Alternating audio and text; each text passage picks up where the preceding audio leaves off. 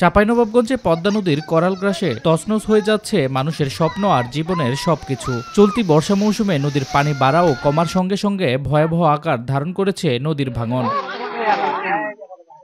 শিবগঞ্জ উপজেলার পাকা, দুর্লভপুর ও মোনাকষা ইউনিয়নের অন্তত ৬টি পয়েন্টে ভাঙনের তীব্রতা সবচেয়ে বেশি। বসতভিটা, শিক্ষা প্রতিষ্ঠান, মসজিদ, মাদ্রাসা এমনকি হাজার হাজার বিঘা ফসলি জমি হারিয়ে গেছে নদীগর্ভে। জায়গা জমি, বাড়ি ঘর করে শুনো সবকিছু নেমে গেছে। এখন লিচ্ছাকার ৩ টান খাড়ো করে বাস করা আছে। স্থানীয়রা বলছে ১৯৭১ সালের পর এবারই সবচেয়ে বেশি ভয়াবহ ভাঙনের মুখোমুখি তারা। আর এর জন্য ভারতের ফারাক্কা ব্যারেজকেই দায়ী করছেন স্থানীয়রা। ভারতে বাদ দিয়েছে সোলিং বাঁধ, এরকম সোলিং বাঁধের দরকার।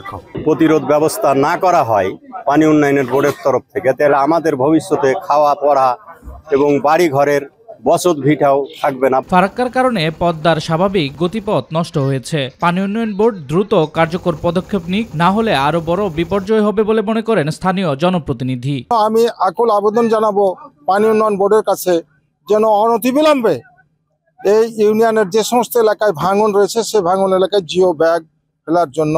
স্থানীয়দের দাবির সঙ্গে একমত পানি উন্নয়ন বোর্ডও। তারা জানায় শিবগঞ্জের ৬ কিলোমিটার এলাকায় স্থায়ী বাঁধ নির্মাণের জন্য ৭৫১ কোটি টাকা একটি প্রকল্প পরিকল্পনা কমিশনে পাঠানো হয়েছে। পার্মানেন্ট প্রোটেকশনের জন্য আমাদের একটা প্রজেক্ট জমা দেওয়া আছে। সেই প্রজেক্ট অনুমোদন হলে পরে এখন যে নদী ভাঙন দেখা দিচ্ছে সেই ভাঙনের হাত থেকে এই এলাকাবাসী স্থায়ীভাবে রক্ষা পাবে। পদ্মা পারে মানুষের জীবনে নেমে এসেছে চরম দুর্দশা। এখন আর তারা আশ্বাস নয়, চায় বাস্তব ও দ্রুত কার্যকর ব্যবস্থা।